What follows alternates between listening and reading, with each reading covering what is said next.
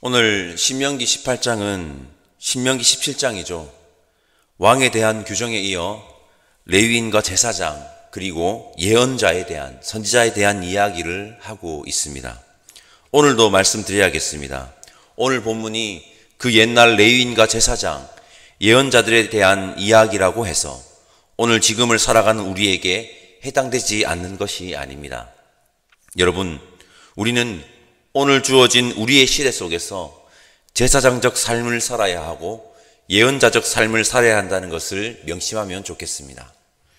하나님께서 애굽이라는 세상에서 노예의 삶을 살아가던 히브리인들, 즉 이스라엘 백성들을 애굽에서 탈출시켜 출애굽시켜 가나안으로 인도한 후 그곳에서 제사장의 나라로 살아가며 하나님 나라를 이루어가기를 바라셨습니다.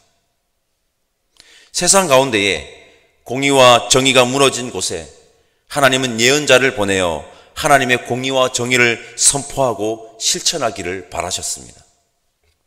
그렇게 이스라엘 백성들이 살아가기를 바라셨듯 그리스도인으로 살아가는 우리에게도 이 시대 속에서 제사장적 삶과 예언자적 삶을 살아가기를 바라심을 잊지 말아야 합니다. 신명기 18장 1절에서 8절이 레위인과 제사장에 대한 이야기입니다. 우리 2절 말씀 함께 읽어봅시다. 2절입니다. 그들이 그들의 형제 중에서 기업을 가지지 않을 것은 여호와께서 그들의 기업이 되심이니 그들에게 말씀하심 같으니라. 아멘. 그들, 즉 레위인들에게는 땅이 주어지지 않았습니다. 신명기는 레위인들에게 기업을, 땅을 주지 않는 이유를 명확하게 밝히고 있습니다. 그것은 여호와께서 그들의 기업이기 때문입니다. 이 말은 레위인들은 재물적 욕망에 사로잡히지 않고 전적으로 하나님만을 의지하며 살아야 한다는 것을 말하는 것입니다. 그리고 신명기 18장 3절에서 8절은 제사장의 몫에 대해서 자세히 설명하고 있습니다. 그들에게 주어진 몫은 딱 정해져 있습니다. 이 말은 무엇입니까? 제사장은 주어진 몫에 만족하는 삶을 살아야 한다는 것입니다. 레위인과 제사장의 삶은 두 개로 정리할 수 있을 것 같습니다. 레위인과 제사장의 삶은 여호와 하나님만을 기업으로 삼아야 하는 삶이어야 하며 주어진 몫에 만족하는 삶이어야 한다는 것입니다. 우리는 이 땅에서 제사장적 삶을 살아야 한다고 말씀드렸습니다. 우리가 이 땅에서 제사장적 삶을 살아간다는 것은 이런 삶입니다. 여호와 하나님만이 우리의 참 기업이심을 알고 하나님만 의지하는 삶이며 주어진 몫에 만족하며 살아가는 삶이 바로 제사장적 삶을 살아가는 것입니다. 오늘 새벽에 나와 하나님 앞에 선 여러분, 우리 역시 이 제사장적 삶을 살아가는 그리스도인 되시기를 간절히 소망합니다. 신명기 18장 9절에서 14절은 이스라엘 백성들이 가나안에 들어갔을 때 가장 위협하는 위협적 요소를 적시하고 있습니다. 우리 9절 말씀 한 목소리로 읽어보겠습니다. 9절입니다. 내 하나님 여호와께서 내게 주시는 땅에 들어가거든 너는 그 민족들의 가증한 행위를 본받지 말 것이니. 아멘. 민족들의 가증한 행위 무엇입니까? 신명기 18장 10절 이하에서 우상의 하수인 노릇을 하며 돈을 빌어먹는 자들을 나열하고 있습니다. 그 모든 것들이 가증한 것이며 그 가증한 자와 가증한 자들의 행위를 의지하는 자들을 하나님께서는 용납하시지 않겠다고 하십니다. 얼마 전 몇몇 성도님들에게도 이런 이야기를 한 적이 있는데 제가 버스를 타고 충격적인 광고를 본 적이 있습니다. 점집 광고인데 광고 하단에 엄청 크게 이런 문구가 적혀 있었습니다. 기독교인 환영. 충격 그 자체이지 않습니까? 이 말은 반대로 하면 무슨 말입니까? 기독교인도 전 보러 온다는 것 아닙니까? 그러니까 그런 광고 문구가 나왔겠죠. 여러분, 이것은 결론적으로 말하면 가증한 행위입니다. 하나님이 너무 싫어하시는 행위입니다.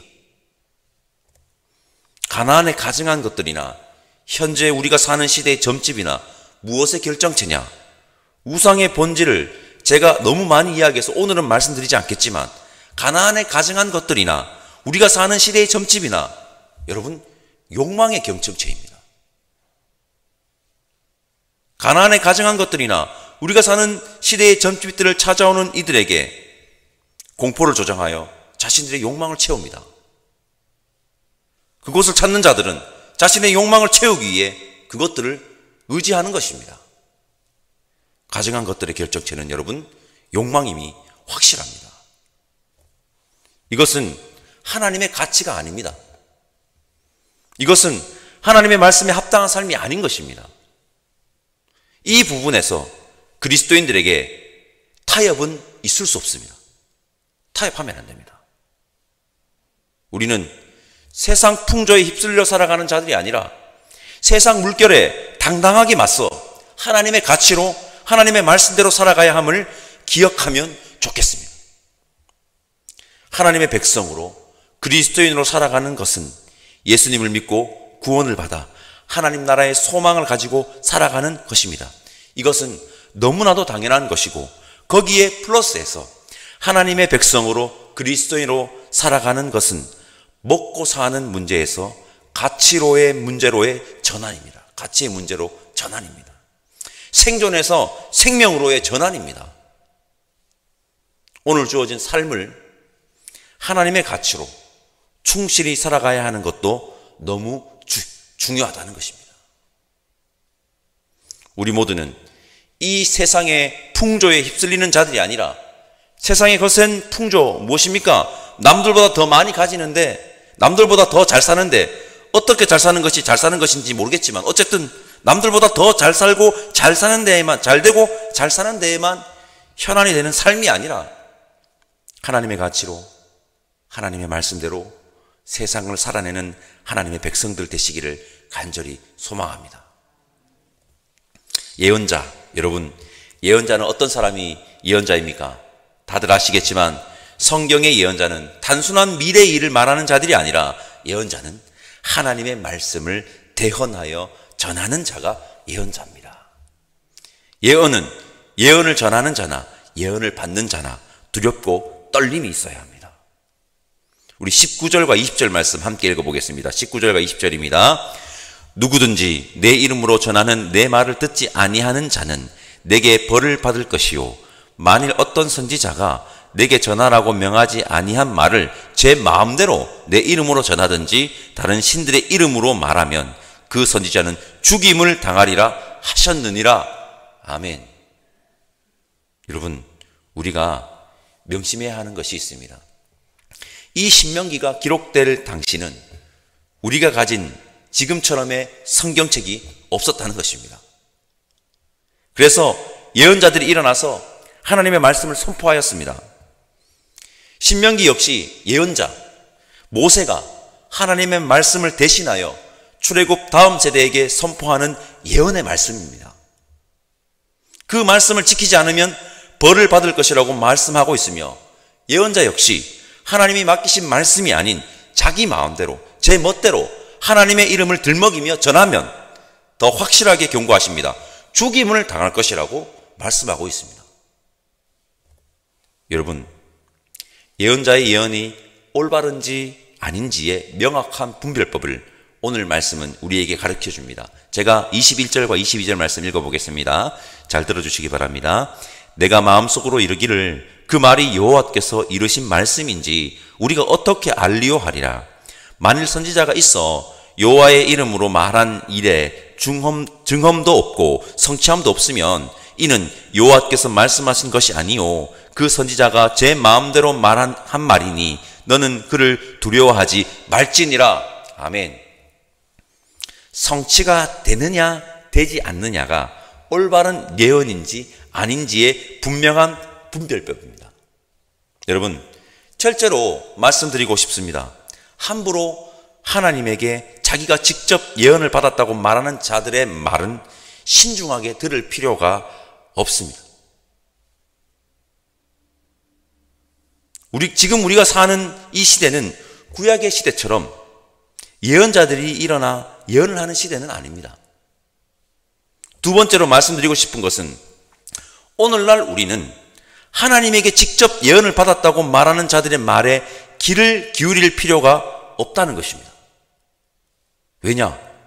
반드시 성취되는 하나님의 말씀을 우리는 이미 가지고 있기 때문입니다. 그것이 무엇입니까? 바로 성경입니다. 반드시 이루어지고 반드시 성취됩니다. 예언을 듣고 싶으십니까? 성경을 읽으시면 됩니다. 여러분, 우리는 오늘 새벽에도 반드시 이루어지는 올바른 예언인 하나님의 말씀을 여러분 들었습니다. 매일 새벽 듣고 있는 겁니다. 우리 함께 성경을 함께 읽었지 않습니까? 이걸로 부족합니까? 하나님의 말씀으로 부족하십니까? 전혀 부족하지 않습니다. 하나님께서 우리에게 정말 곱하기 100의 은혜로 반드시 성취되는 하나님의 말씀인 성경을 주셨습니다. 성경을 바로 앞에 두고 예언을 찾아다니는 어리석은 행동을 하지 맙시다. 그 예언은 여러분 거짓일 확률이 있지만 성경은 진리입니다. 100% 참입니다. 여러분, 제가 우리 그리스도인들은 예언자적 삶을 살아야 한다고 말씀드렸습니다. 예언자적 삶은 여러분 성경을 읽는 삶이며 성경의 말씀에 충실하게 살아가는 삶이 바로 여러분 예언자적 삶 아니겠습니까? 우리 예언자적 삶을 살아갑시다. 성도 여러분, 우리는 세상 풍조에 휩쓸려 사는 자들이 아니라 하나님의 가치대로 살아가야 하는 자들임을 명심합시다. 욕망의 노예가 되어 가증한 것들에 기웃기웃하는 것을 하나님은 너무 싫어합니다. 기독교인 환영, 이건 웬 말입니까? 무슨 말입니까? 이게 도대체 이게 말이 됩니까? 그리고 여러분, 우리는 이 세상에서 제사장적 삶을 살아가야 하는 자들이고 예언자적 삶을 살아가야 하는 자들입니다. 제사장적 삶을 산다는 것은 하나님만 의지하고 주어진 몫에 만족하며 사는 삶이며, 예언자적 삶을 산다는 것은 반드시 성취되는 하나님의 말씀인 성경을 읽고 그 말씀에 충실하게 사는 삶입니다. 여러분, 가증한 세상의 풍조가 만연한 이 세상에 중심을 잃지 않고 세상의 풍조에 당당하게 맞서서서 제사장적 삶과 예언자적 삶을 살아내는 하나님의 백성들과 그리스도인 다 되시기를 간절히 소망합니다. 기도하겠습니다. 하나님, 감사합니다. 오늘도 하나님의 말씀 반드시 이루어질 예언 앞에 우리를 서게 하시니 감사합니다. 오늘 이 새벽에 나와 예배드리는 우리 모두가 세상 풍조에 휩쓸리는 자들이 아닌 하나님의 가치를 수호하는 세상 앞에 당당히 선 자들 되시기를 원하오니 인도하여 주옵소서. 하나님만을 온전히 의지하는 제사장적 삶을 사는 자들 되게 하시고 하나님의 말씀인 성경에 충실한 자, 예언자적 삶을 사는 자들 되게 하시며 하나님의 은혜로 이 시대를 살아가는 자 되기를 원하오니 성령 하나님 인도하여 주옵소서.